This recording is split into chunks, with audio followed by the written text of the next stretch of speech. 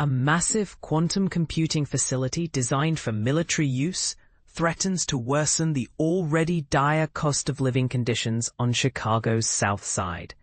The U.S. Department of Defense, in collaboration with the tech startup PsiQuantum, is spearheading the creation of this multi-billion-dollar center, officially called the Illinois Quantum and Microelectronics Park, IQMP. The Chicago City Council fast-tracked approval for building the IQMP on the historic site of the old U.S. Steel Works plant at 87th and Lakeshore Drive. This enormous project is estimated to cost around $20 billion and will directly border the South Shore neighborhood, an area struggling with severe economic challenges where unemployment is 4 times higher than Chicago's average. This neighborhood has earned the grim title of Chicago's eviction capital. Working-class families here are caught in a housing crisis fueled by exploitative landlords and a political system that fails to protect them. In Illinois, the capacity for local governments to pass rent control or rent stabilization policies has been stripped away, centralized exclusively under the governor's authority. The Rent Control Preemption Act, passed in 1997, prohibits any municipality from enacting measures aimed at slowing the pace of skyrocketing rents. Instead of stepping in to support struggling residents of South Shore, Governor JB Pritzker has opted to hand out $500 million in tax incentives to attract companies to this high-tech campus. The IQMP has already promised to supply groundbreaking quantum chip technology to the U.S. Air Force. Pritzker openly declared his vision to transform Illinois into the Silicon Valley of quantum computing. But here's where it gets controversial. Silicon Valley's growth actually intensified San Francisco's housing crisis, displacing tens of thousands of working families and pushing living costs to some of the highest in the nation. Is Illinois destined to repeat this painful cycle? The consortium behind the IQMP includes powerful players such as the Defense Advanced Research Projects Agency, DARPA, the Air Force Research Laboratory, and the Chicago Quantum Exchange, an intellectual alliance with public connections to Israel's Institute of Technology in Haifa and the Weizmann Institute of Science. The project also secures funding from corporate giants like BlackRock, Boeing, Allstate, Discover, and JP Morgan. This raises a provocative question. Why are leading centers of imperial power, some implicated in atrocities in Gaza, teaming up with the financial elite and Governor Pritzker to invest in quantum computing right here in Chicago? To grasp the gravity of this alliance, it's essential to understand what quantum computing actually entails and the resources it demands. Quantum computing basics explained. Traditional computers process information using binary switches. Each switch can hold a value of either 0 or 1, and only one value at any moment. Quantum computers work differently. Their basic units, called qubits, can exist in multiple states at once, both 0 and 1 simultaneously, thanks to the mysterious rules governing particles at the smallest scales of the universe. This phenomenon, known as superposition, requires an extraordinarily controlled environment to maintain.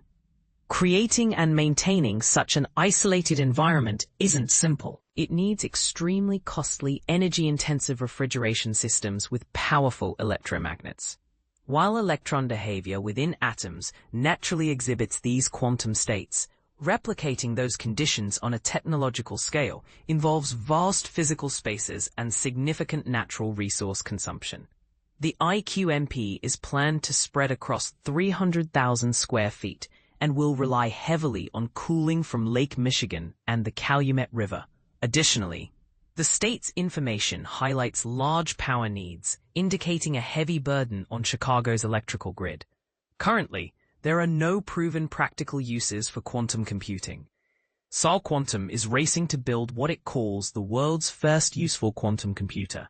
But this pursuit is double-edged. It threatens to displace thousands of workers, fueled by a tech industry eager for profit. The hope is that quantum computers will overhaul communication security worldwide by rendering traditional cybersecurity tools obsolete. For instance, quantum machines could use massive parallel processing to crack passwords virtually instantaneously, a method that could take classical computers decades. The Heritage Foundation, a conservative think tank behind the strategic document Project 2025, declares that achieving U.S. supremacy in quantum computing is a national security imperative, likening it to the monumental efforts of scientists like J. Robert Oppenheimer during World War II. But Project 2025 also reflects the agenda of America's wealthiest elites. The U.S. ruling class is not solely chasing private military profits with these technology developments. This frantic race to build the first effective quantum computer is part of a broader, urgent attempt by the United States to regain its slipping global dominance through technological and military might. The lingering impact of deindustrialization. To garner public support for this military-focused quantum research center in Chicago, PsiQuantum, Mayor Johnson, and Governor Pritzker are banking on nostalgia. They want to evoke the legacy of the old U.S. Steelworks site, a place that once employed up to 20,000 workers at its peak in the mid-1900s. The neighborhood of South Chicago was formed during this era, populated by skilled Mexican immigrants and black workers migrating north during the Great Migration. However, the decline of steel production, beginning in the 1970s, and the plant's closure in 1992, triggered a cascade of economic collapse in the area. Widespread job loss, population decline, and neglect now ravage this community. Pritzker suggests the IQMP could restore stability and prosperity to Southside residents, but the reality is stark. The center promises only 150 jobs in total. In 2024, Pritzker hailed the development as a potential revolution in science and technology that could improve life for everyone. Yet, evidence from other data centers in Illinois shows a troubling pattern. Such large-scale tech projects drive up property taxes, rents, and electricity costs, worsening the housing crisis on the southeast side. Construction has not yet begun, but there are serious environmental concerns. The old factory site likely harbors toxic chemicals and industrial waste left behind from decades of steel production. Disturbing these contaminants could pollute Lake Michigan and endanger nearby residents. Once operational, the facility is expected to host federal military officials, Israeli defense scientists, and elite financial executives, leading to increased police presence and heightened surveillance in a neighborhood already suffering from systemic racial policing and repression. Could socialism provide real solutions? The truth is, the housing crisis could be addressed with straightforward solutions that currently remain blocked by private ownership and profit motives.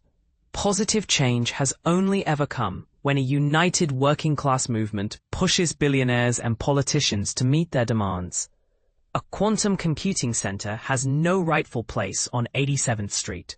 While theoretically, such technology could revolutionize fields like chemistry, creating more efficient medicines or advanced solar power technologies, it cannot reach its potential if directed solely by the Department of War's agenda, rather than the needs of everyday people.